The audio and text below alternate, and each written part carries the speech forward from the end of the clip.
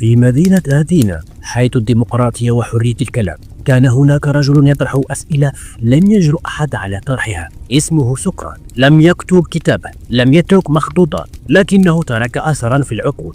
كان يجلس في الأسواق يسأل التجار والجنود والشباب: ما هي العدالة؟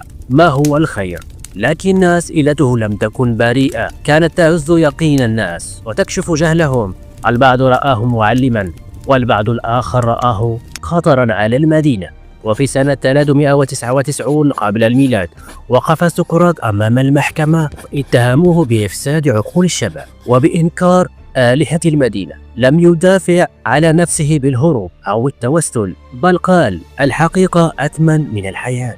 حينما قدم له كأس رفعه بيد ثابتة، شربه وهو يقول لتلاميذه: الفلسفة ليست كلاما، إنها استعداد للموت. وهكذا رحل الحكيم، لكنه ترك وراءه سؤالا لم يجب بعد: ما هي الحقيقة؟